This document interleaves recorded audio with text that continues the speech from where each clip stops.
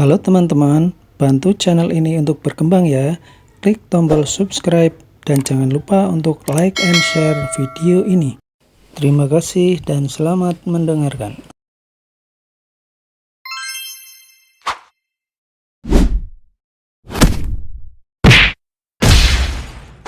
Bab 31, menyerahkan pada kakek. Bajingan kau, Kani. Beraninya kau mengotori pamanku. Ivan sangat murka saat melihat Kani, dia terus mengumpat dan menghajar Kani. Kemudian dia membalik meja dan melemparkannya pada Kani, membuat piring-piring berserakan di seluruh lantai. Ivan, mundur. Menjauh dariku. Kani sudah mau menangis. Setiap kali ada Ivan, dia selalu saja tidak sempat menghabiskan makan. Tatapan sengit Ivan sudah membuatnya takut. Sambil membenamkan kepala di tangan, dia segera melarikan diri. Tapi dia mau lari kemana? Ivan mengibaskan tangannya dan melempar seluruh meja tepat mengenai tubuh Kani. Orang-orang yang melihat kejadian tersebut ternganga. Ada apa dengan mereka berdua? Kenapa Ivan menghajar Kani? Ivan, apa-apaan ini? Patty berteriak. Hentikan! Jangan ganggu suamiku! Mundur kamu! Apa kamu sudah gila, bajingan? Bentak Vali.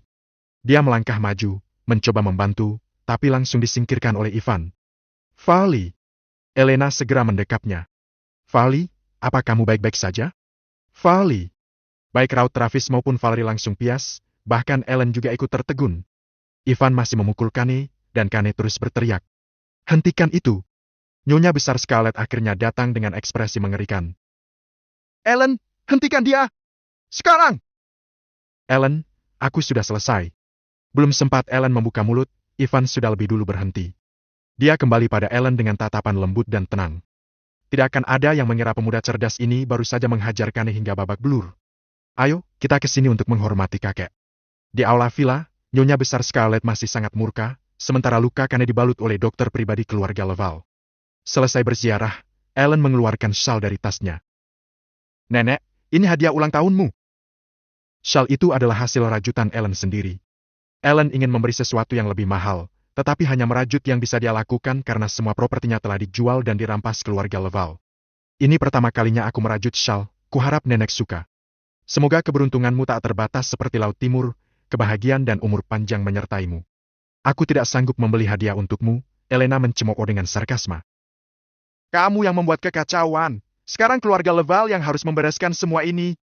Kalau Kane tidak meminjamimu 14 miliar, kamu pasti sudah mati sekarang. Sekarang kamu memperlakukannya begini, dasar tidak tahu diuntung. Beraninya suamimu memukul keponakanku. Kamu dalam masalah besar sekarang, ingat ini baik-baik, ucap Valerie pada Ellen sambil menuding. Dan ini hadiah darimu untuk ulang tahun nenek. Cuma ini, kamu tidak tahu malu, ya? Nenek. Ellen masih memegang shawl itu. Nyonya besar Scarlett tidak mengambilnya. Dia masih duduk, dan berkata dengan suara dingin.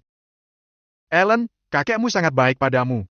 Kenapa kamu biarkan suamimu memukuli penderma keluarga Laval di peringatan kematiannya? Apa maumu yang sebenarnya, Ellen?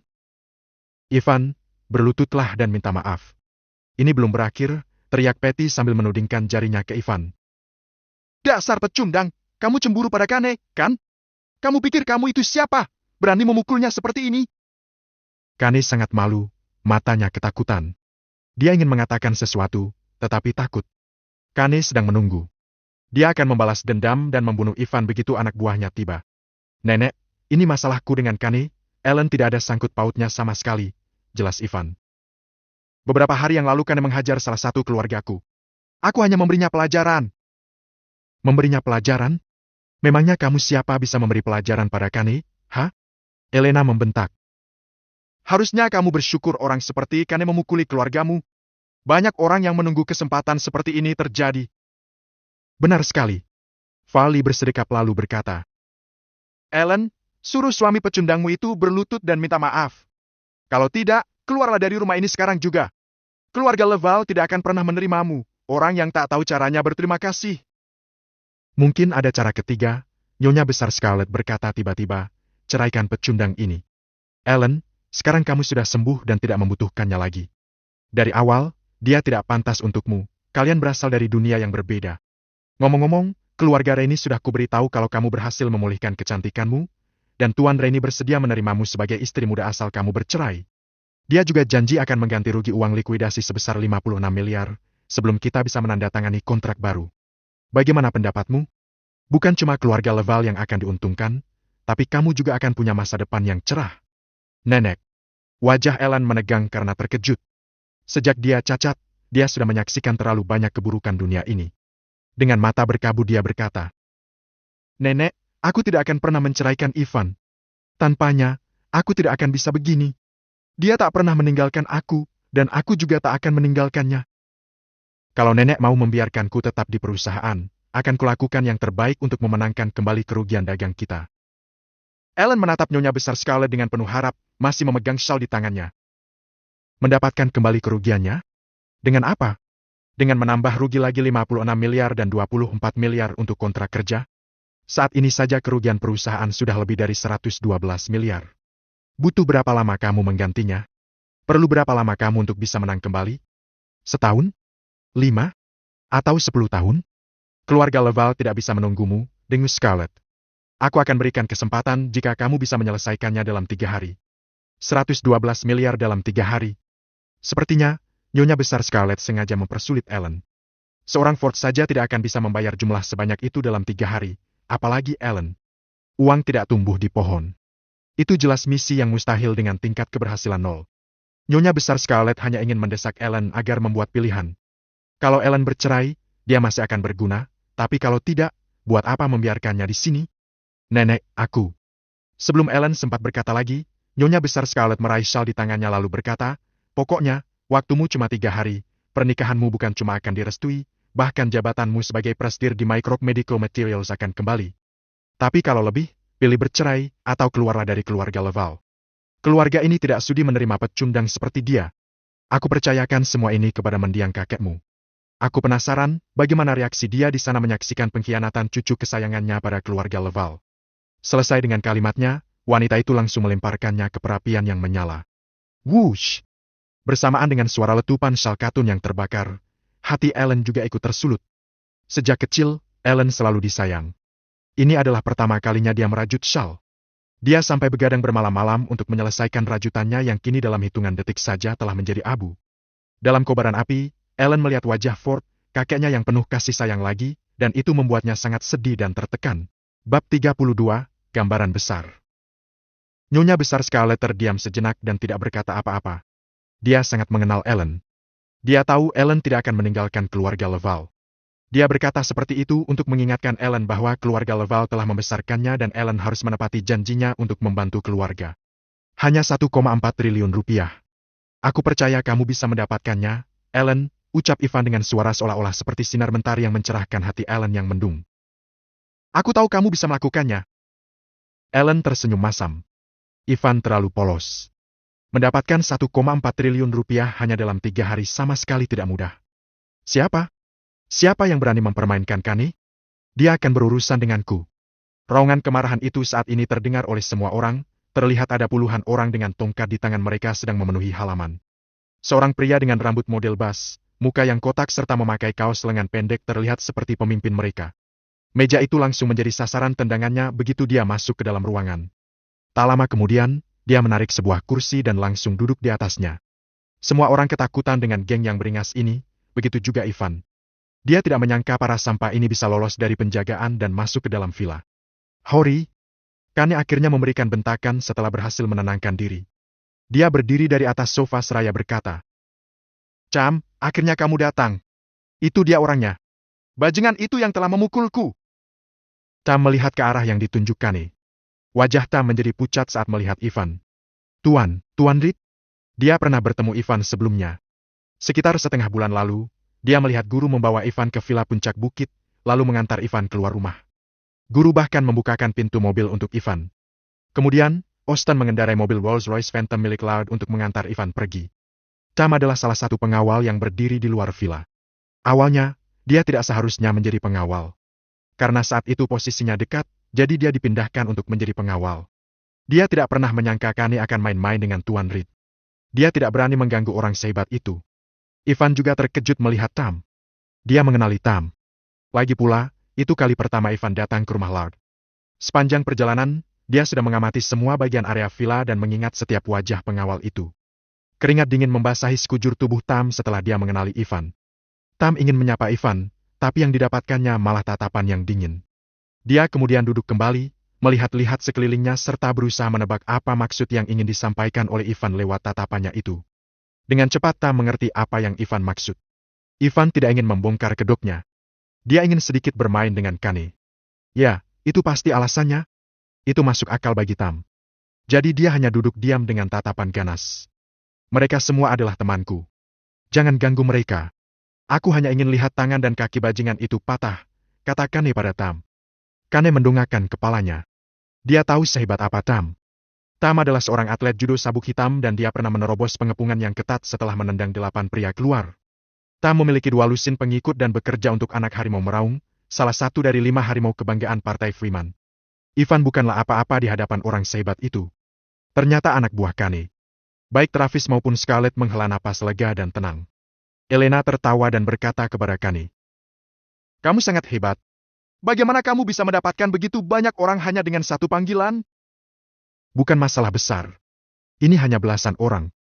Bahkan 100 orang pun bukanlah hal yang sulit bagi Tuan Wallace. Tapi untuk pecundang seperti Ivan ini sudah cukup, Vali mulai menyanjung Tam. Kane tampan dan kaya. Ivan bahkan tidak cocok dibandingkan dengannya. Ellen berkata dengan tatapan serius. Apa yang kamu lakukan di sini? Aku akan menelpon polisi. Tenang. Jangan takut, jawab Ivan. Sementara itu, Nyonya Besar Scarlett tidak berkata apa-apa. Dia hanya merasa terlalu gelisah untuk membuat Kane menyakiti Ivan. Itu akan mendatangkan masalah baginya. Apa? Tercengang? Takut? Ayolah. Mana nyalimu? Ayo lawan aku, bajingan. Kane mengejek sambil tertawa. Dia pikir Ivan mati ketakutan ketika melihat dia hanya berdiri diam di tempat. Lalu, Kane menepuk wajah Ivan dan berkata dengan provokatif.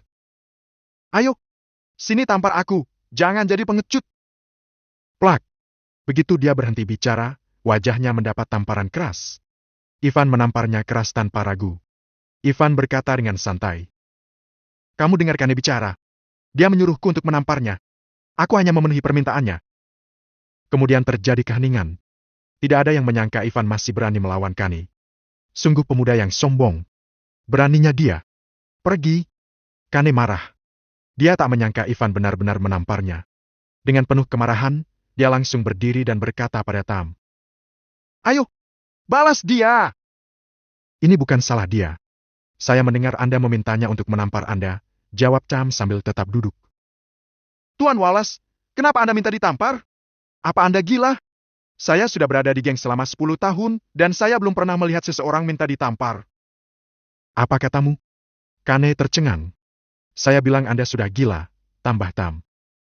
Apa Anda tuli? Kane bingung. Tam berbicara pelan dan tenang. Saya mungkin bukan orang yang baik, tapi saya adalah pria yang bermartabat. Anda memintanya untuk menampar Anda, dan dia melakukannya. Saya pikir dia tidak melakukan kesalahan. Jadi, saya tidak akan membantu Anda. Tuan Wallace, Anda harus memahami situasi yang terjadi. Semua orang bingung.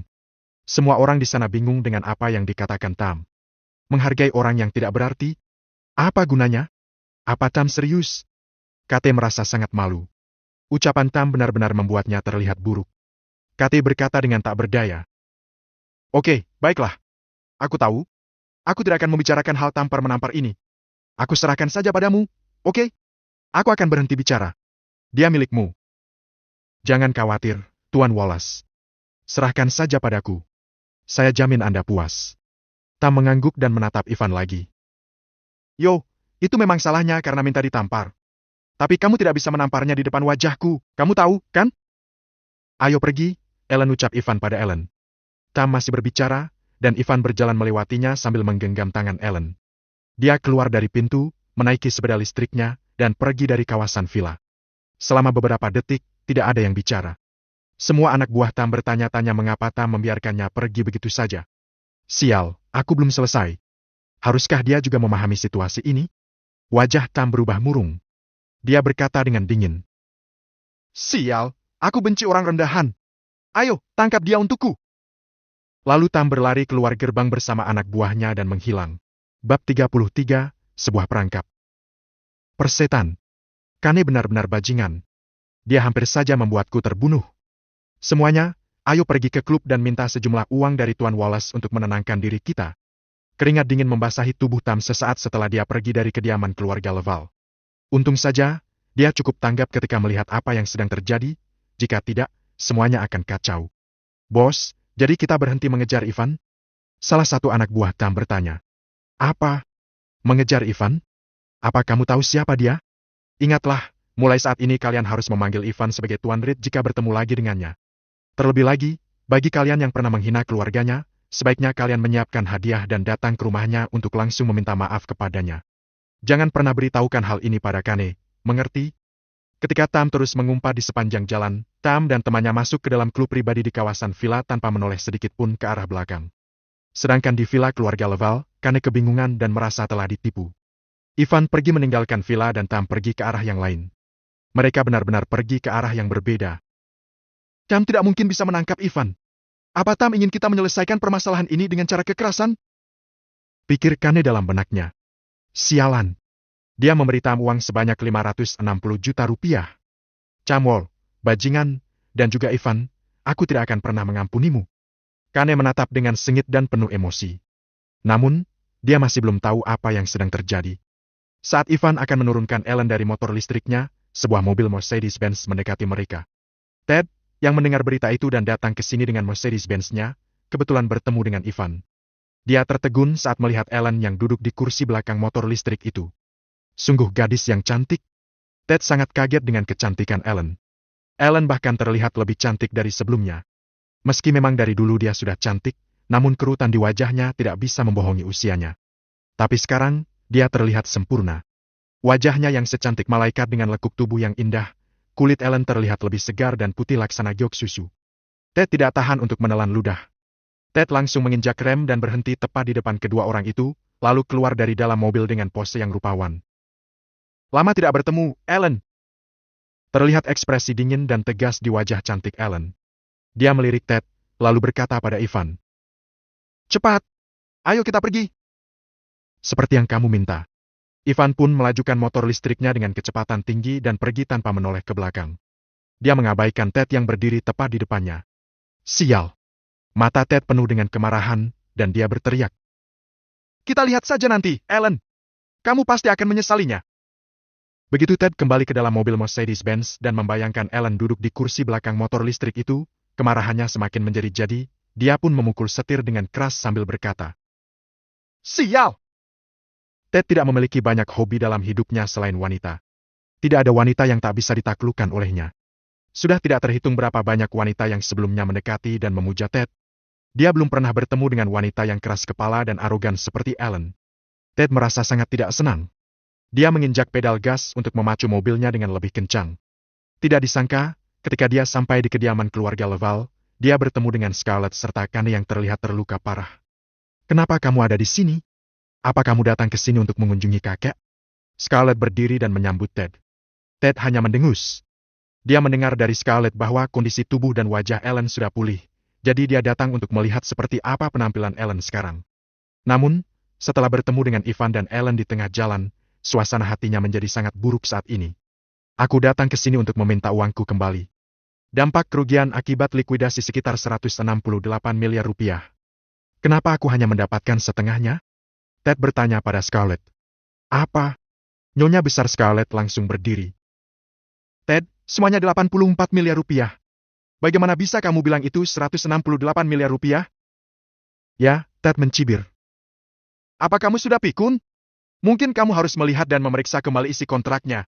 Menurut kontrak, jika kontrak dilanggar, kamu harus mengganti 3 kali lipat dari nilai valuasi. Nilai valuasi pesanan sebesar 56 miliar rupiah. Periksa sendiri dan lihat dengan jelas. Ada di halaman kelima, pasal 3, bab 34, kembalinya Dewa Perang. Tidak mungkin. Scarlett berjalan menuju ruang berkas dengan tongkat. Dia mengeluarkan berkas-berkas itu sendirian dan membuka halaman 15. Tiba-tiba, piupau matanya menyempit. Sebenarnya, nilai valuasi akhir pesanan itu didasarkan pada tanggal bawaan pihak yang gagal membayar, yaitu setengah bulan yang lalu. Kontrak sudah ditandatangani 6 bulan lalu. Nilai valuasi periode itu memang bernilai 28 miliar rupiah. Namun, dengan kenaikan dan penggandaan harga bahan baku, nilainya sekarang mencapai 56 miliar rupiah, atau bahkan lebih. Tiba-tiba, Nyonya besar Scarlett merasa darahnya mengalir deras ke kepalanya, dan dia nyaris kehilangan napas. Nenek! Elena segera menopang Scarlett dengan tangannya kalau neneknya terjatuh. 168 miliar rupiah. Semuanya 168 miliar rupiah. 84 miliar rupiah telah menyebabkan banyak tekanan finansial pada keluarga Leval. Jika nilai valuasinya sebesar 168 miliar rupiah, keluarga Leval harus menjual beberapa aset mereka. Meskipun mereka bisa menjual beberapa aset untuk mendapatkan uang, mereka tidak dapat mengumpulkan begitu banyak uang dalam waktu singkat. Bahkan jika keluarga Leval bisa mengumpulkan uang dalam jumlah yang banyak, pihak bank pasti akan tahu keluarga Leval sedang mengalami kesulitan dalam keuangan. Mereka pasti akan mendesak keluarga Leval untuk menyelesaikan pembayaran hutang. Sebagai konsekuensinya, akan terjadi efek kupu-kupu. Hal ini akan berefek domino pada keluarga Leval yang akan jatuh ke dalam krisis keuangan. Huk! Nyonya besar Scarlett sangat marah sampai-sampai dia muntah darah dan terus-terusan batuk. Apa ada cara lain untuk menyelesaikan ini? Kami tidak bisa memberimu 420 miliar rupiah dalam waktu sesingkat ini. Travis menyadari betapa pentingnya masalah ini dan memohon pada Ted. Semua ini salah Ellen. Dia adalah jalang berpura-pura polos dan tidak bersalah. Dia akan menghancurkan keluarga kita. Farley sangat marah. Tolong beri kami kesempatan. Farley juga memohon pada Ted. Hah? Oke. Ted mencibir. Aku bisa memberimu kesempatan lain, tapi aku tidak tahu apa kamu akan melakukannya atau tidak. Mata Nyonya besar Scarlett langsung terbuka lebar. Kami pasti akan melakukannya. Katakan saja apa yang kamu inginkan. Aku akan menawarkan dua pilihan. Selama kalian dapat melakukan salah satunya, keluarga Rainey akan mengampuni kalian kali ini dan akan bekerja sama dengan kalian lagi, kata Ted. Yang pertama, aku ingin Ellen menceraikan Ivan dan menikahiku sebagai wanita simpanan. Aku sudah membicarakan pilihan ini sebelumnya. Yang kedua, kalian semua tahu bahwa Augeas, Dewa Perang, akan kembali ke kota Sisbey, kan? Ya, aku sudah tahu, Travis menganggukkan kepalanya. Hampir semua orang di kota Sisbey telah mendengarnya, karena kabar itu ada di berita sepanjang waktu, baru-baru ini. Aku sudah dengar kalau Augeas, Dewa Perang, akan tinggal di kota Sisbey untuk waktu yang lama. Dia akan mengunjungi beberapa keluarga terkemuka di kota Sisbey ketika dia kembali nanti. Jika kamu bisa membuatnya mengunjungi keluarga Rainey, kita bisa lupakan kompensasi ini. Semua orang terlihat dalam suasana hati yang buruk setelah mendengar dua opsi yang ditawarkan Ted. Sulit sekali untuk menjatuhkan pilihan yang tepat di antara kedua pilihan itu, terutama untuk pilihan yang kedua. Gelar Dewa Perang dianugerahkan kepada Augeas langsung dari kerajaan Dragonfire. Jarang sekali ada pria sehebat Augeas di kerajaan Dragonfire. Bahkan, keluarga Rainey yang lebih terkenal dari keluarga Wallace saja belum pernah sekalipun melihatnya, apalagi dengan keluarga Leval. Aku berjanji akan membujuk Ellen untuk bercerai dan menikahkan dia menjadi sebagai simpanan. Nyonya besar Scarlett berkata kepada Ted dengan tegas. Beri aku waktu seminggu, dan aku sendiri yang akan menjadikan Ellen simpananmu. Oke, baiklah. Kamu hanya punya waktu seminggu. Ted langsung setuju karena dia yakin keluarga Leval tidak akan menerima pilihan kedua. Bahkan keluarga Rainey saja tidak bisa menemui Dewa Perang, apalagi keluarga Leval. Dia hanya mengatakan itu untuk bersenang-senang. Ya sudah. Kalau begitu, aku akan menunggu kabar baikmu, Ted berkata dengan senyum palsu. Tenang saja dan nikmati makananmu. Aku akan pergi sekarang. Setelah mengucapkan kalimat itu, Ted pun pergi. Nyonya besar Scarlett itu terduduk di atas sofa. Dia menghela napas berat seolah-olah usianya bertambah lebih tua beberapa tahun dalam waktu yang singkat. 168 miliar rupiah. Dia hampir terkena serangan jantung ketika mendengar jumlahnya. Untungnya, masih ada celah untuk berkompromi.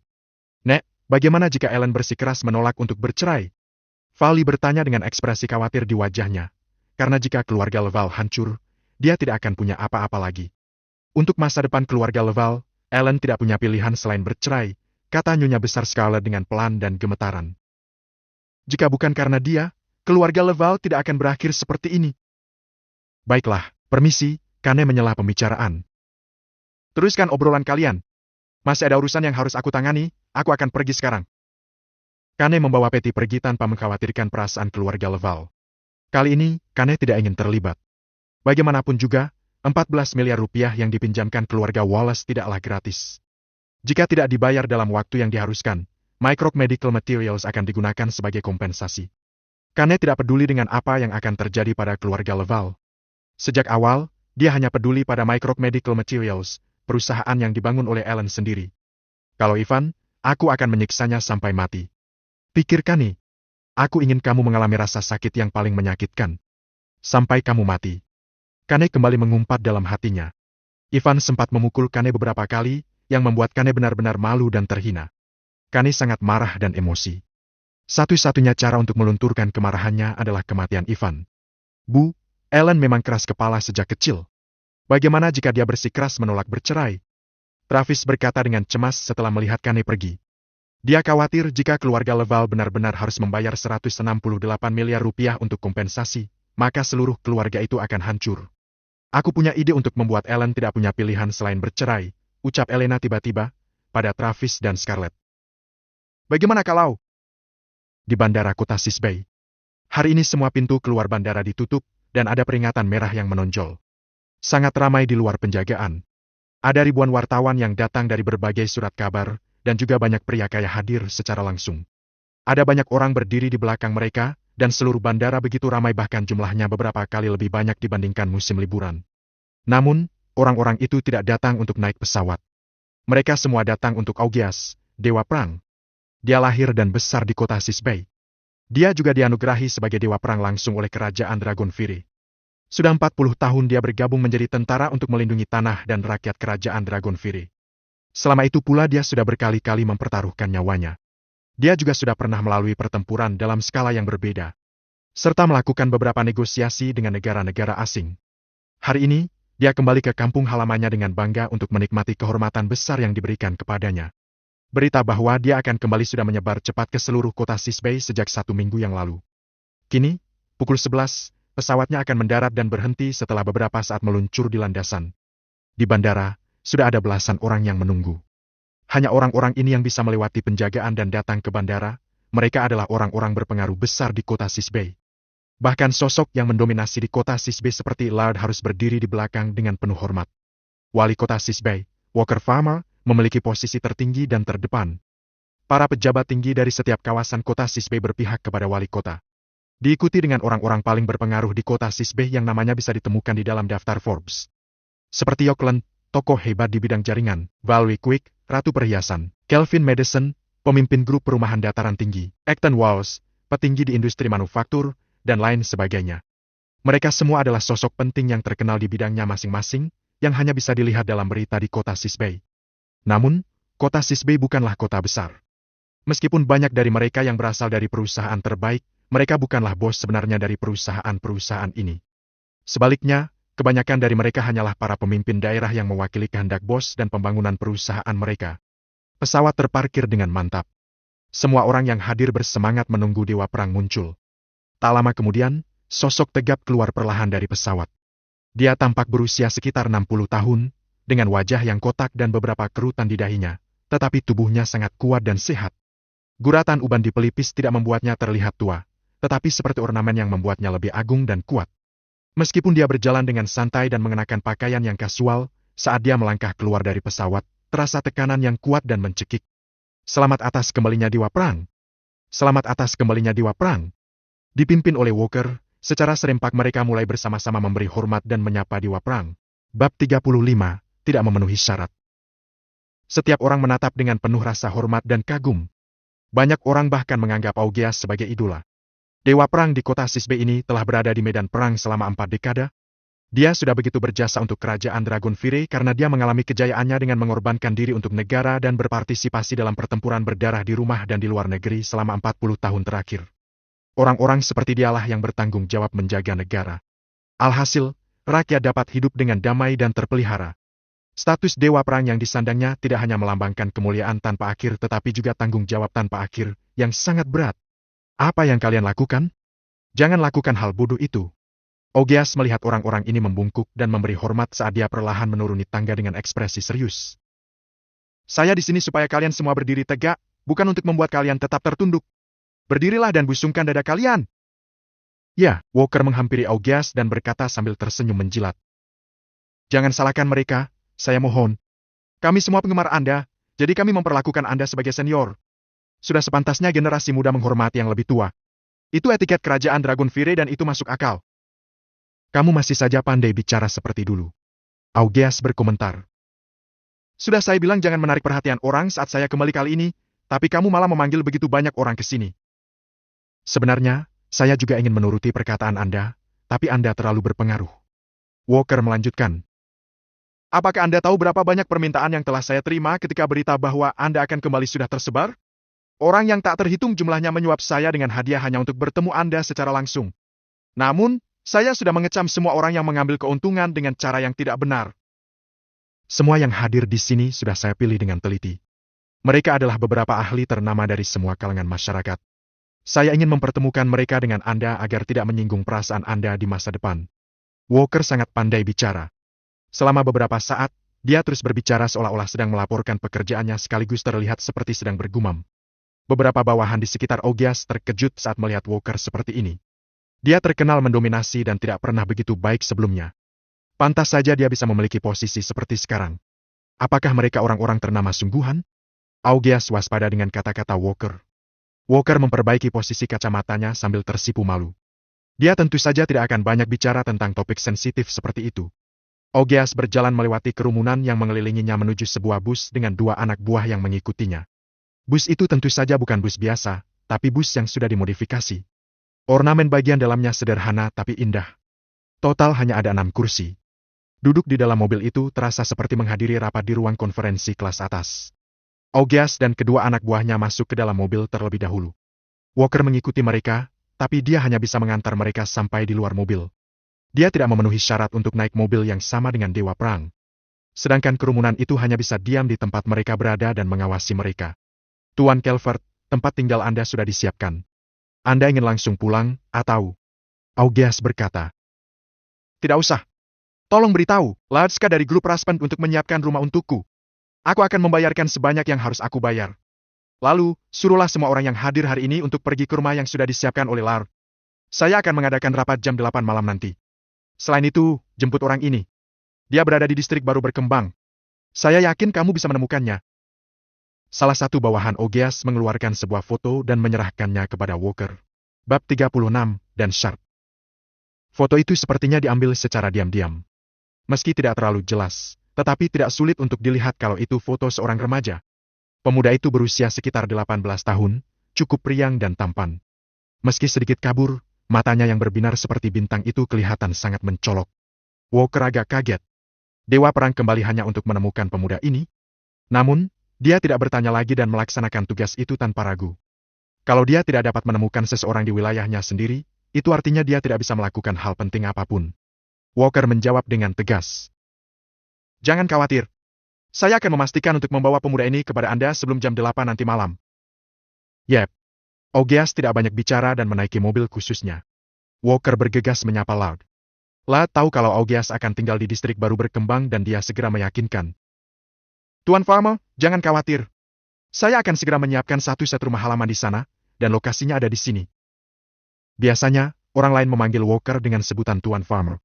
Mereka memanggilnya begitu karena dia bukan hanya tokoh utama di kota Sisbay tetapi juga kepala desainer kota. Lard memberitahukan lokasinya kepada Walker lalu segera menelepon untuk mengatur beberapa hal. Dia meminta agar dalam waktu setengah jam, rumah halaman itu harus dibersihkan dan semua perabotan serta peralatan sudah tersusun rapi. Orang harus tahu kalau melayani Dewa Perang adalah suatu kehormatan bagi Lard. Lagi pula, itu bisa saja jadi kesempatan baginya untuk membuat kemajuan. Setelah 40 tahun bekerja keras dan berjuang, memulai dari nol hingga bisa masuk ke 15 besar daftar orang terkaya di kota Sisbay, Lard memang sudah cerdas dari dulu. Karena itu, tentu saja dia harus memanfaatkan kesempatan itu. Hanya saja dia tidak mengerti kenapa Augias tahu tentang dirinya. Ketika dia datang ke kota Sisbay untuk bekerja keras, Augias sudah pergi. Meski penampilannya mengagumkan dan berada di urutan ke-15, sifatnya sok-sokan. Bahkan, Augias tidak mungkin menganggapnya, kan? Mobil-mobil dinas mengosongkan jalan di depan, diikuti dengan mobil khusus milik Augias. Di belakangnya, rombongan orang kaya beriringan perlahan keluar dari bandara. Ketika bus muncul, suasana di luar bandara mendadak menjadi hangat. Tak terhitung banyaknya orang yang menyambut Dewa Perang dengan sorak-sorai. Para wartawan terus memotret dan kelihatan kamera begitu menyilaukan sehingga orang tidak bisa membuka mata mereka. Mereka memotret terus-menerus supaya tidak ada satupun adegan yang terlewat. TV, berita, media mandiri, dan selebritas internet ikut melaporkan, bahkan hampir mengadakan siaran langsung. Berita itu terus bermunculan dan hampir semua berita itu tentang Augias. Seperti yang diharapkan dari Dewa Perang, seorang pria harus seperti ini, desah Ivan Reed. Sambil memasak, Ivan menonton video singkat di Instagram. Makanan segera disajikan. Ellen masih terlihat linglung, jadi Ivan mencoba menghiburnya. Sayang, apa kamu masih mengkhawatirkan pesanan sebesar 140 miliar rupiah itu? Ellen sedikit menghela napas. Di distrik baru berkembang, kita bisa menghitung perusahaan dengan pesanan sebesar itu dengan mudah. Beberapa grup perusahaan ini adalah perusahaan ternama di kota Sisbay, jadi tidak mudah untuk membahas kerja sama dengan mereka. Ivan, aku sudah janji pada kakek untuk membantu keluarga Leval. Kakek dan nenekku sudah sangat baik kepadaku sejak aku masih kecil. Aku tidak bisa pergi begitu saja seperti ini, tapi... Aku percaya padamu, Ivan menyela dan berkata dengan serius. 140 miliar rupiah, ya? Kamu kan berhasil mendirikan Microbe Medical Materials, jadi uang sebesar itu bukan apa-apa. Kalau tidak, aku akan mengeluarkan formula untuk menyembuhkan kaki dan wajahmu, lalu akan kujual seharga 140 miliar begitu saja. Itu tidak masalah, kan? Ellen terkejut. Dia sudah mengalami begitu banyak hal hari ini sehingga dia hampir melupakannya. Kalau ada seseorang yang ingin menyembuhkan cacat dan patah tulang dalam setengah bulan, Ivan akan dengan senang hati menghabiskan 140 miliar rupiah untuk melakukannya. Bahkan kalau itu 280 miliar atau 1,4 triliun rupiah, dia pasti akan membayarnya.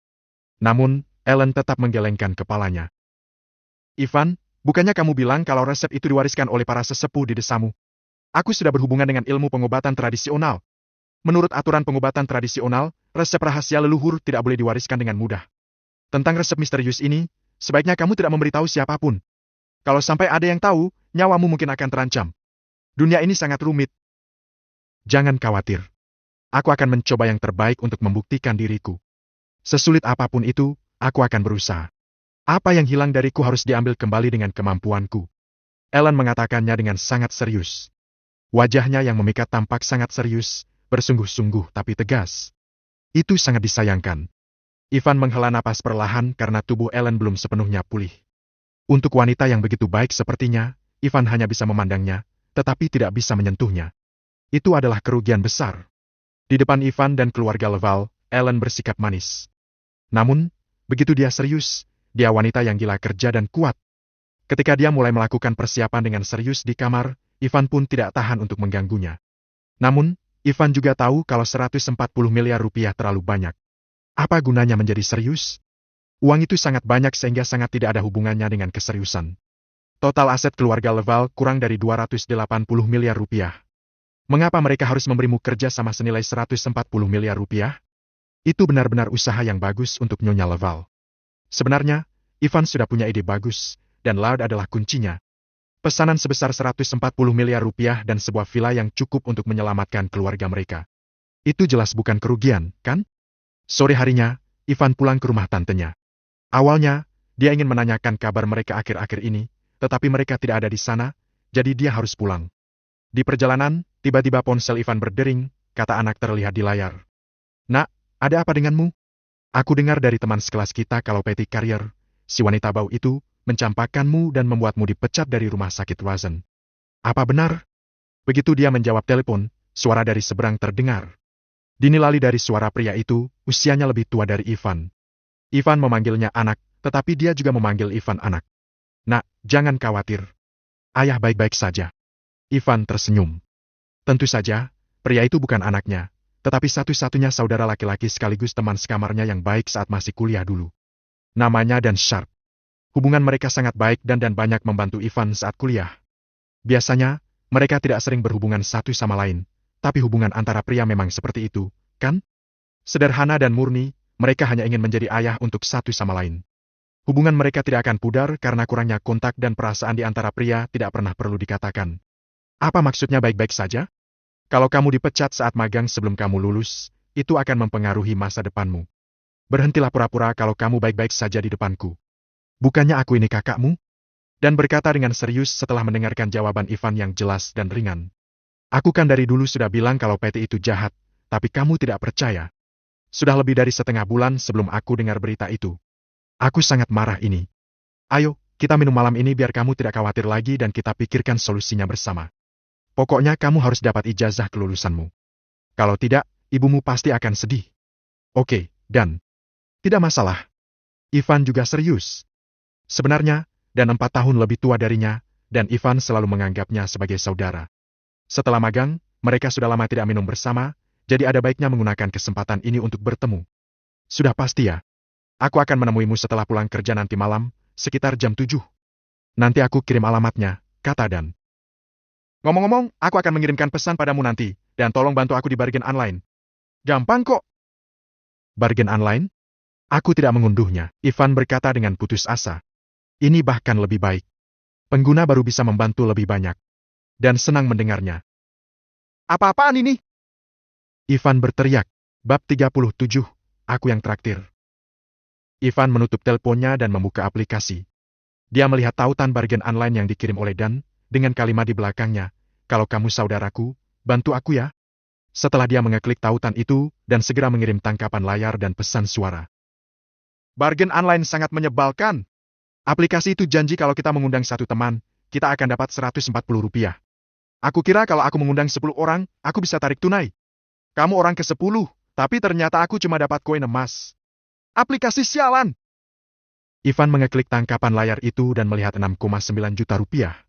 Tinggal sedikit lagi agar dapat menarik uang tunai itu.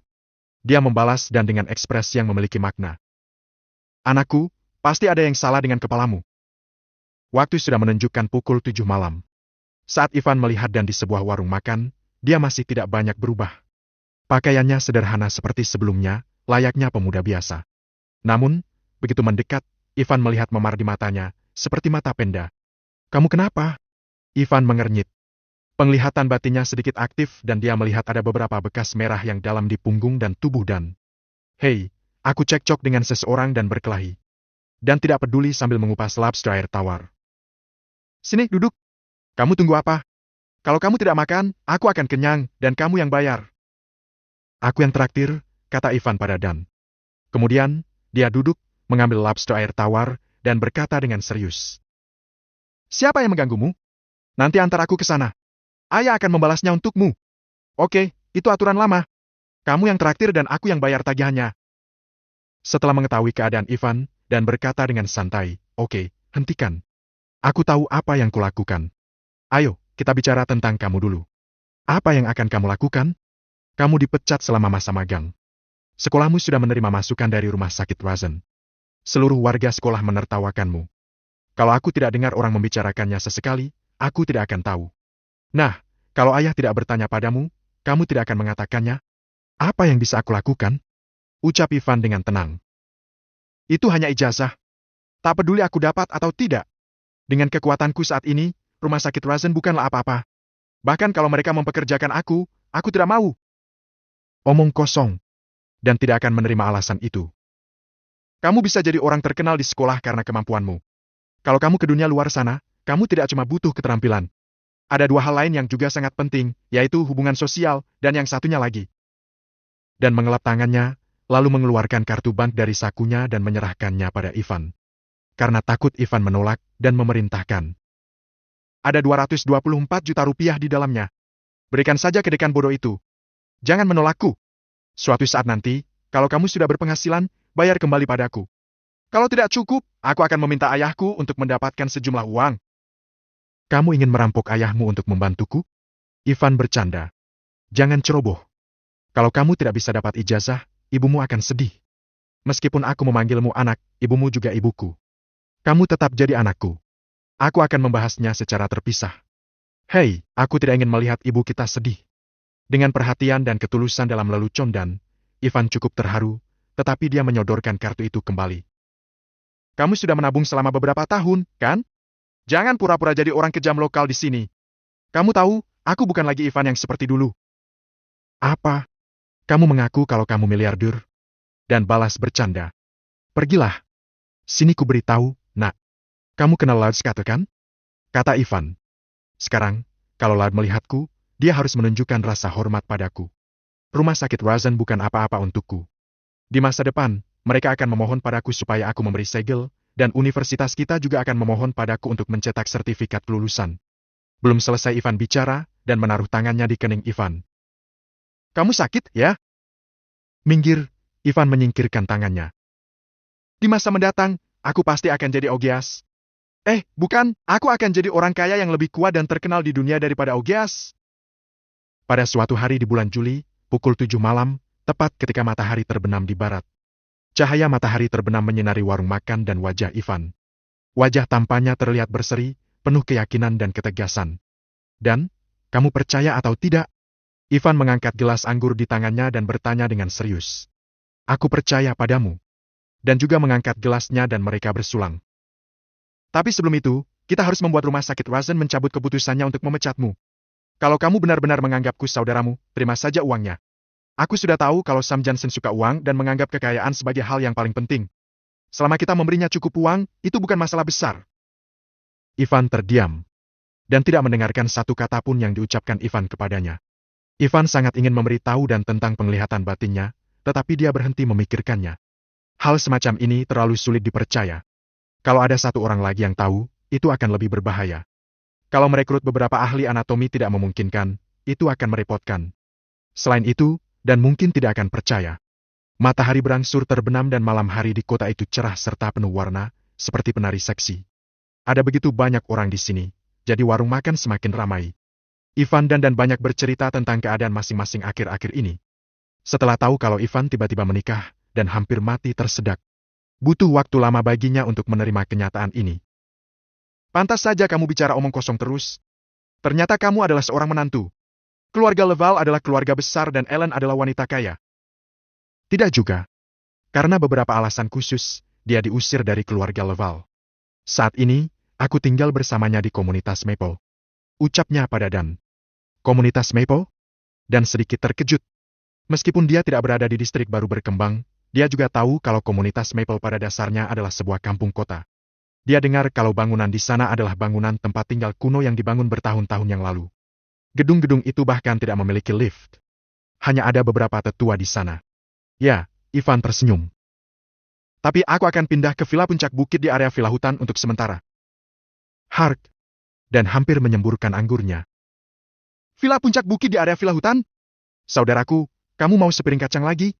Atau 2 botol anggur lagi? Aku cuma. Ivan hendak mengatakan sesuatu. Tiba-tiba, ada suara rem yang berdecit. Di luar gear yang besar itu, 3 mobil besar dan sebuah mobil sedan tiba-tiba muncul. Pintu mobil van terbuka dan 8 orang keluar dari setiap mobil. Lebih dari 20 orang bergegas dengan agresif, langsung mengelilingi Ivan dan Dan. Di antara sekitar 20 orang, salah satu dari mereka meraung. Persaudaraan memiliki bisnis di sini. Hanyalah kalian semua. Saudara. Persaudaraan? Ayo. Apa yang mereka lakukan? Mereka semua gangster. Menurutmu apa yang mereka lakukan? Jangan makan di sini lagi. Kedua anak laki-laki itu menyedihkan. Persaudaraan adalah pasukan bawah tanah yang sudah ada sebelum pembangunan distrik baru berkembang. Mereka saling bertaut dan lebih kuat dari Partai Freeman. Pasukan ini terdiri dari 2 geng besar. Persaudaraan bertanggung jawab terutama untuk daerah timur distrik baru berkembang, sedangkan Partai Freeman bertanggung jawab untuk sisi barat. Singkatnya, entah itu persaudaraan atau Partai Freeman, orang biasa tidak berani memprovokasi mereka. Bab 38, melewati batas. Orang-orang di sekitar yang sudah mendengar nama persaudaraan buru-buru pergi. Mereka yang belum pernah mendengarnya tidak berani tinggal lama ketika melihat ini. Sekelompok orang buru-buru bubar. Ivan dan dikepung di tengah. Orang-orang ini jelas datang untuk mereka. Mereka berdua saling berpandangan karena bingung dan mereka tidak benar-benar mengerti apa yang sedang terjadi. Mereka perlahan bangkit, saling membelakangi, dan meningkatkan kewaspadaan mereka. Dan bahkan mengambil botol bir dan siap bertarung kapan saja. Saat ini, 2 pria turun dari kursi pengemudi dan kursi sebelahnya. Pemimpinnya adalah seorang pria bermata satu dengan penutup mata, wajah persegi, kepala inci, bekas pisau di alis terulur ke masker mata. Secara keseluruhan, dia tampak agak kejam. Kamu kenal orang-orang ini? Tanya Ivan. Aku tidak tahu, dan menggeleng. Kamu kenal mereka? Aku juga tidak tahu, Ivan bingung. Sepertinya kita sedang makan lobster dan mengobrol tentang masa depan, tapi tiba-tiba kita akan diganggu. Dan menebak. Pemilik warung makan itu adalah seorang pria paruh baya yang gemuk. Melihat perkelahian ini, dia tidak langsung lari, tetapi mengambil paksa sebungkus rokok dengan tenang. Dia bahkan berjalan ke arah gangster dengan antusias dan memberi sebatang rokok kepada mereka semua. Kemudian, dia mendekati si mata satu. Pak, ada apa? Saya sudah membayar biaya untuk bulan ini. Biaya adalah sebutan untuk biaya perlindungan. Untuk usaha kecil seperti milik mereka, dengan warung makan besar, seseorang akan datang untuk menagih biayanya setiap bulan. Dengan membayar biaya, Dapat dipastikan kalau bisnis mereka akan bebas dari masalah, yang setara dengan membayar keamanan. Kalau mereka tidak membayar biaya itu, akan ada pemabuk di sekitar sini setiap hari. Jangan berbisnis malam ini, pria bermata satu itu mengeluarkan setumpuk uang dengan entengnya. Ini biaya bisnis Anda malam ini. Apakah itu cukup? Gangster juga memiliki aturan dan moralitas mereka. Persaudaraan menerima uang itu. Tentu saja, pedagang perlu dilindungi dari kerugian. Itulah sebabnya persaudaraan telah makmur selama bertahun-tahun. Ini cukup. Bos gemuk melihat uang di tangannya yang berjumlah hampir 28 juta rupiah dan mengangguk buru-buru. Kalau begitu, saya tidak akan mengganggu Anda, dan saya akan kembali setelah Anda selesai. Setelah mengatakan itu, dia melarikan diri. Pria dengan satu mata itu berjalan ke belakang mobil dan membuka pintunya. Kane Wallace dan Patty Carrier turun satu demi satu. Begitu mereka berdua muncul, Ivan dan langsung mengerti apa yang sedang terjadi. Sialan. Dan marah. Wanita jalang itu benar-benar datang ke sini dan membawa masalah untuk kita. Wajah Ivan juga terlihat kesal. Kane dan Patty, dua bajingan ini, benar-benar merepotkan. Dan, bukannya kamu sangat sombong hari ini dan ingin menggangguku? Sebelum Patty tiba, suara masamnya sudah terdengar dari jauh. Saat Kane dan Patty mendekat, 20 orang itu mengelilingi Ivan, sedangkan dan menyingkir. Patty meraih tangan Kane dan berkata dengan sombong. Kamu pecundang ingin menggangguku. Kamu diganggu satpam rumah sakit pada siang hari dan akan diganggu lagi pada malam hari. Memangnya kamu senang dengan hal itu? Dan marah dan Ivan mengenyit. Ivan langsung mengerti apa yang terjadi pada Dan. Kemarahan muncul di hati Ivan. Ivan, kita ketemu lagi. Kane sedang merokok dengan ekspresi main-main di wajahnya. Namun, selendang di kepalanya membuatnya selalu terlihat sangat lucu. Seperti anak sekolah yang diganggu lalu meminta bantuan kakaknya. Kane jadi semakin marah saat melihat makanan mewah di meja Ivan. Di depan Ivan, Kane belum pernah makan enak. Bagaimana bisa kedua pria ini makan begitu banyak?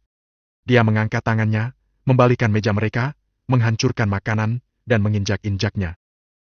Makan ini sampah! Pria bermata satu di sampingnya itu mengernyit. Apa Kane sudah gila? Musuhnya berada tepat di depannya. Apa hubungannya dengan makanan? Bodoh, maki Ivan enteng. Kamu ini seperti orang bodoh saja dan malah beraninya marah pada makanannya. Pulang saja ke tempat asalmu. Jangan sombong di depanku. Kamu harus mundur seperti kura-kura. Ivan, jangan gegabah, dan mengernyit. Memarahi Kane di saat seperti itu sama sekali bukan keputusan bijak. Ada 22 atau 23 orang di depan mereka, semuanya memegang tongkat besi. Patty mencibir dengan sombong. Ada apa? Kamu takut? Bukannya kamu masih berteriak di siang hari kalau kamu akan memukulku cepat atau lambat? Dan Ivan, sika-sika, bukannya kamu ingin membuatku menyesal? Kamu bilang kalau kamu tidak mengganggu orang miskin? Sekarang kamu makan di warung makan murah dan menjijikan di sini. Aku benar-benar ingin menertawakanmu. Selama ini aku menunggumu untuk membuatku berlutut dan menyesal. Kalian berdua sangat miskin. Memang, mereka yang serupa membentuk kelompok yang sama. Pecundang akan bergaul dengan pecundang, Patty terus mencibir. Wajah Kane semakin murung. Ivan, kalau kamu tidak ingin mati malam ini, berlutut padaku di sini. Berlutut di sini, jilat sepatuku, dan nyanyikan lagu-lagu indahmu. Aku akan memberimu 3 detik. Kalau tidak, tanggung sendiri akibatnya. Ivan diam dan menatap Kane dengan penuh minat. Mata Kane yang dingin menyeratkan kalau dia ingin Ivan mati. Menarik. Pikirnya. 3. Suara Kane lantang dan pria bermata satu itu berdiri di sampingnya sambil memegang pisau. Kane sangat percaya diri dan tak kenal takut. 2. 1. Oke, bagus. Kamu tidak mau berlutut. Selesai menghitung, wajah Kane sangat murung. Dia tidak menyangka Ivan akan begitu tenang dalam keadaan seperti itu, yang membuatnya sangat marah. Kane sangat marah dan matanya semakin menakutkan. Dia benar-benar ingin Ivan mati. Tatapan itu membuat jantung dan berdetak lebih cepat. Kane akan menjadi gila. Ivan kabur. Dan mulai tanpa peringatan. Botol bir di tangannya menghantam kepala pria bermata satu itu. Gedebuk. Dan ingin mengulur lebih banyak waktu untuk Ivan. Kane mengincar Ivan.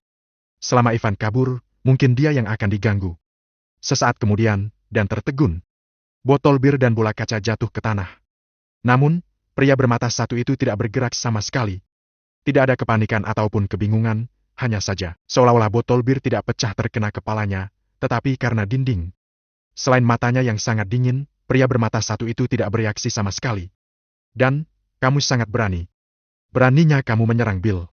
Mata Patty berkedip-kedip dan dia sengaja berkata, "Kamu pasti akan mati. Haha. Meski Bill murah hati, bajingan sepertimu tidak bisa menyentuhnya. Berlututlah dan minta maaf." Sial, kita dapat masalah, dan gemetaran. "Yo, kalau aku bilang aku tidak bermaksud begitu, apa kamu akan percaya padaku?" Bab 39, apa kamu kenal Bill? Kamu pikir aku menganggapnya serius atau tidak? Bill mengeluarkan pisaunya dengan perlahan. Tanpa sadar, dan pun mundur 2 langkah melihat kilatan cahaya dari pisau tersebut. Wajahnya memucat, tapi pisau itu semakin mendekat ke arahnya. Pasti akan ada yang menjadi korban begitu pisau itu dikeluarkan oleh Bill. Kalau tidak, pisau itu tidak akan disarungkannya kembali. Tindakanmu seperti orang yang tidak takut mati. Tentu saja Ivan tidak bisa membiarkan dan terluka. Mata dan tangannya cepat, dan dia melangkah seperti bayangan. Pada detik berikutnya, Ivan sudah berada di depan dan menyentilkan jarinya. Sentilan itu membuat pisau Bill bergetar. Ada dorongan kuat yang terasa dari pisau menuju lengan Bill. Hampir saja tangannya mati rasa. Detik berikutnya, dengungan itu tampak mulai memengaruhi pisau Bill. Sebelum Bill menyadarinya, pisau itu pecah menjadi 2 bagian. Ujung pisaunya terlempar lurus keluar dan menusuk lengan salah satu anak buahnya.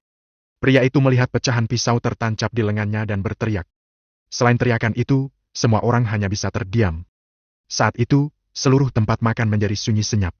Bill, dan Patty, Connie, dan yang lainnya tak bisa mengatakan apapun. Apa dia baru saja mematahkan pisau menjadi 2 hanya dengan sentilan jari saja? Itu adalah kekuatan yang tidak masuk akal. Bahkan Ivan sendiri pun merasa sedikit kaget.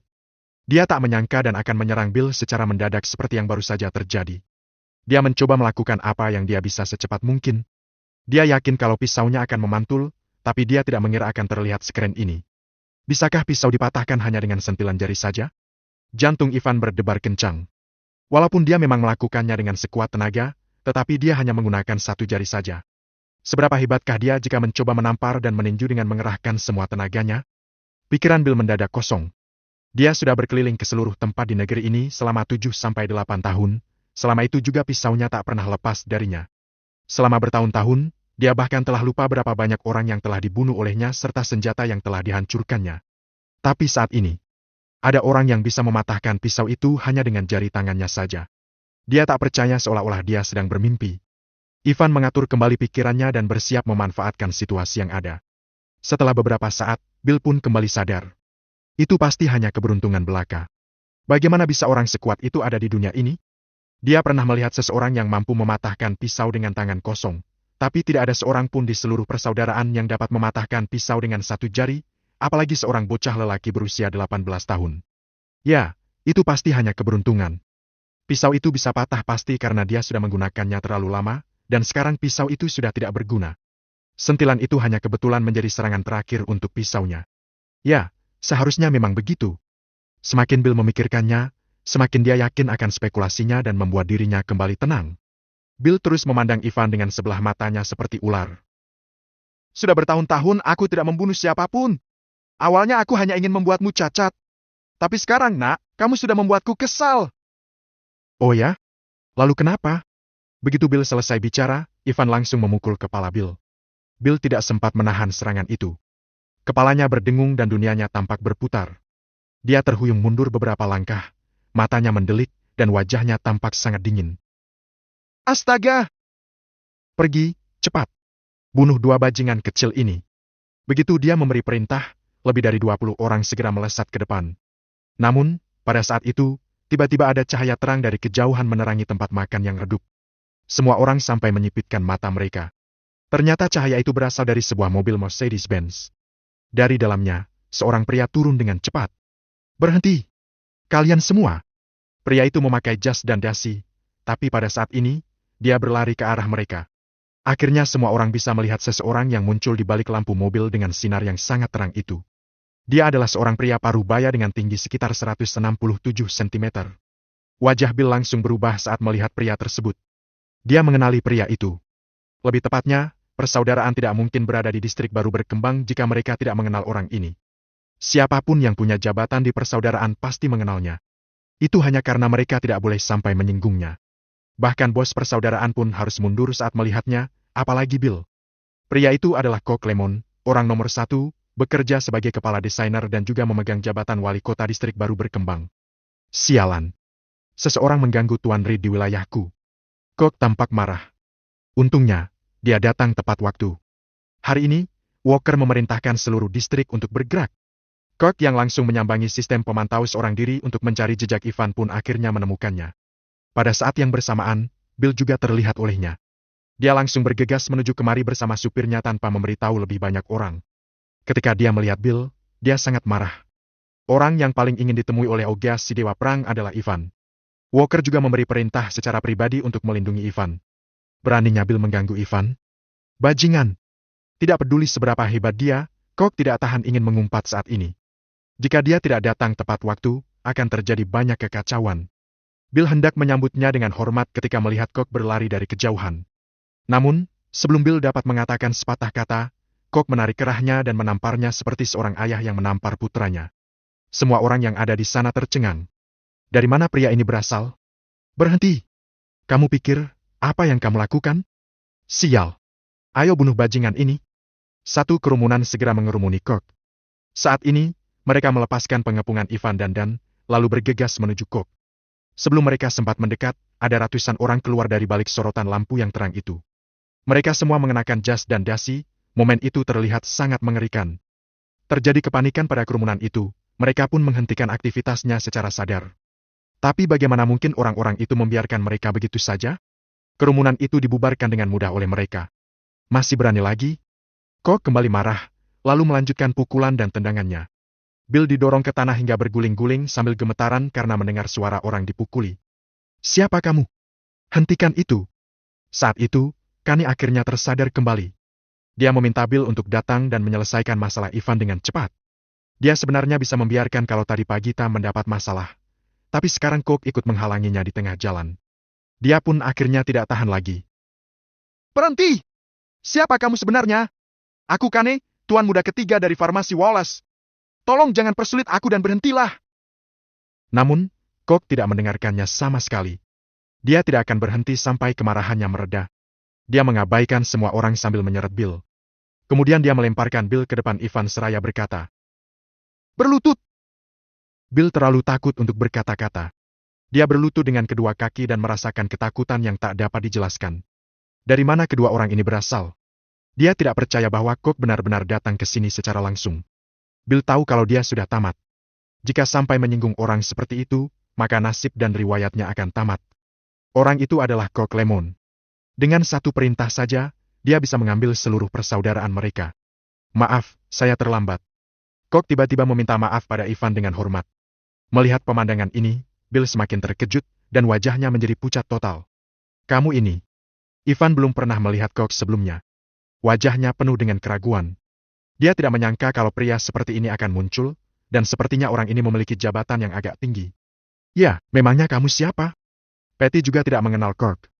Emosinya tak tertahankan ketika dia melihat orang itu mengabaikan Kane dan juga membuat Bill sampai berlutut. Kemudian, Patty pun berkata, "Apa kamu tahu siapa aku dan siapa suamiku? Pernah dengar tentang Bill?" Bab 40, seperti guntur di hatinya. Pertanyaan-pertanyaan Patty membuat Bill gemetar. Ya Tuhan, apakah dia sangat bodoh atau apa? Tidak bisakah dia membaca situasinya saat ini? Bill sungguh berharap dalam hati bahwa Patty akan diam dan mengedipkan mata padanya untuk mengingatkannya. Yang dia sedikit tahu adalah seorang gadis yang baru saja lulus dari sekolah seperti Patty, tidak akan bisa membaca sinyal seperti itu. Patty bertanya dengan heran. Apa yang terjadi dengan matamu? Bill? Bill? Cepat panggil seseorang ke sini. Kita kalah jumlah. Kemudian dia menoleh ke Kirk. Bill adalah anggota persaudaraan. Kamu akan tahu rasa jika tidak melepaskan dia dan saudaranya. Tapi, Kirk mengabaikannya. Kirk berkata kepada Ivan dengan hormat. Tuan Reed, saya Kirk Lemon, Anda boleh memanggil saya Kak. Bos saya yang bernama Walker Farmer memerintahkan saya kemari untuk menjemput Anda. Katanya seorang tetua Anda ingin bertemu dengan Anda. Ivan belum pernah mendengar kedua nama tersebut, entah Walker Farmer maupun Kirk Lemon. Dia baru lulus 1 tahun yang lalu dan selalu bekerja keras. Dia menghabiskan waktu yang dimilikinya untuk menyempurnakan keterampilan medisnya, jadi dia tidak mempedulikan orang-orang terkenal seperti itu. Masuk akal jika dia tidak tahu apa-apa. Maka, Ivan pun bertanya. Yang mana? Dia tidak memiliki banyak tetua di sini, kecuali bibinya. tetapi bibinya jelas tidak bisa memanggil ratusan orang. Ya, Kok berpikir sejenak karena dia harus menjaga apa yang dia katakan di depan banyak orang. Dia akhirnya berkata, "Mohon tunggu sebentar. Saya akan membersihkan kekacauan di sini terlebih dahulu, dan Anda akan mengetahuinya sewaktu saya sudah membawa Anda ke sana." "Siapa yang baru saja kamu sebut kekacauan? Kamu adalah pengacau terburuk yang pernah kulihat." Patty berteriak pada Kok dengan histeris. "Kamu tidak akan bisa melindungi Ivan. Aku akan menginjaknya hari ini di hadapanmu." Kok mengerutkan kening. Saat ini sudah pukul 6:30 malam.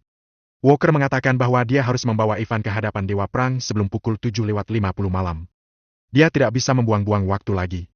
Dengan mengabaikan Patty, dia berkata pada Kani, "Kamu bilang kamu adalah tuan muda dari Wallace?" "Ya, suamiku adalah tuan muda Wallace." "Sekarang kamu pasti takut," kata Patty dengan bangga sambil memegang lengan Kani. "Dan dia juga putra kesayangan Galen." Tapi sayang, Kok mengabaikannya lagi. Dia tidak memiliki keinginan untuk berbicara dengan Patty, dan dia menatap Kani. "Sekarang karena kamu sudah tahu identitasku, lepaskan Bill, minta maaf berlutut, dan enyahlah dari depan wajahku," kata Kani dengan kejam, dan Patty pun mengeraskan egonya. "Pria tidak berguna sepertimu berani bicara omong kosong di depanku?" "Baiklah, aku mengerti." Kok mengeluarkan ponselnya dan menelepon. "Dalam 3 hari ini, selidiki grup Wallace sampai tuntas. Jika ditemukan pelanggaran hukum apapun, mereka harus dihukum berat. Buat mereka bangkrut dan keluar dari distrik ini. Kalau ada yang bertanya apa alasannya, suruh mereka bertanya langsung pada Tuan Muda." Kok pun menutup teleponnya. Namun, Kani tertawa terbahak-bahak. "Jadi menurutmu kamu bisa melakukan itu? Membuat kami bangkrut dalam 3 hari? Apa kamu tahu betapa kayanya kami?" Kani tertawa sambil berlinang air mata. "Aku tidak ingin permasalahan antara aku dan Ivan mengganggu keluargaku. Tapi kalau kamu berani mengganggu ayahku karena hal ini, kalian semua pasti akan menyesal." Patty tertawa. "Kasihan orang tua sepertimu masih harus berpura-pura jadi orang hebat. Lihat pakaianmu, aku yakin pakaian itu didapatkan dari berburu di toko barang bekas 30 tahun yang lalu. Benar, kan?" Patty menyelesaikan kalimatnya. Tiba-tiba, seseorang menelpon Kani, dan itu adalah ayahnya. Sebelum dia sempat berbicara, dia mendengar teriakan. "Kani, kamu keparat. Siapa yang baru saja kamu singgung?" Galen seperti orang gila. Orang bisa membayangkan betapa paniknya dia saat mengatakan itu. Wajah Kane memucat. "Tidak, aku tidak main-main dengan siapapun. Apa yang terjadi?" "Kamu tidak melakukan apapun? Lalu kenapa perusahaan kita sedang diselidiki? Bodoh, cepat kembali ke sini sekarang." Galen sudah hampir gila di perusahaannya. Dia sudah mendapat 20 panggilan, dan masing-masing dari mereka menyampaikan kabar buruk. Perusahaan peralatan medis, farmasi, dan rumah sakit tempat mereka berinvestasi, semuanya dalam penyelidikan secara tiba-tiba. Mereka bahkan tidak diberi kesempatan untuk menjelaskan. Saat ini, 30 apotek mereka sudah ditutup. Semua perusahaan peralatan medis mereka ditutup. Berbagai masalah telah ditemukan dalam rumah sakit tempat mereka berinvestasi. Bahkan semua dana yang mereka miliki di bank juga telah dibekukan. Di gedung perusahaan mereka, sekelompok petugas telah datang memeriksa akun dan setiap staf mereka untuk melihat apakah ada pelanggaran yang mereka lakukan. Bagi perusahaan sebesar itu, tidak mungkin tidak ada pelanggaran yang dilakukan. Itu sangat tidak mungkin. Di setiap panggilan yang didapat Galen, mereka menyuruh Galen untuk menanyakan apakah Kane telah membuat masalah dengan seseorang. Sekarang, Galen cukup yakin bahwa Kane yang menyebabkan semua ini terjadi. Galen ingin memukulinya dan berteriak. "Kamu punya waktu 10 menit. Cepat kembali, sialan!" Dia terdengar seperti ingin membunuhnya karena permasalahan ini. Kani sangat ketakutan. Dia belum pernah melihat ayahnya seperti ini seumur hidupnya. Melihat Kok membuatnya gemetaran. Apakah ini karena dia? "Ayah, aku tidak bisa pulang sekarang. Banyak orang yang sedang bermasalah denganku sekarang," ucap Kani hati-hati. "Apa?" Galen kemudian memulai panggilan video ke Kani. Kane mengangkat panggilan itu sambil gemetaran. Wajah marah Galen terlihat di layar. "Aktifkan kamera belakangnya. Biarkan aku melihat siapa mereka. Sekarang!" Oke. Aku sedang melakukannya, ayah." Kane mengarahkan kameranya ke Kok dan segerombolan orang di belakang Kok pada ayahnya di panggilan video itu sambil berkata. "Lihat, ayah. Ini adalah anak dari..." "Tutup mulutmu." Galen menatap pria itu melalui kamera. Saat Galen melihat Kok, dia terkejut dan jantungnya pun berdegup kencang. Dia pastilah tahu siapa Kok. Mustahil seorang pria di posisi Galen tidak mengenali kepala seluruh distrik baru berkembang. Galen merasa tubuhnya terkena pukulan kencang. Dia mulai gemetaran dan berkeringat serta hampir pingsan. Detik berikutnya, dia jatuh ke tanah.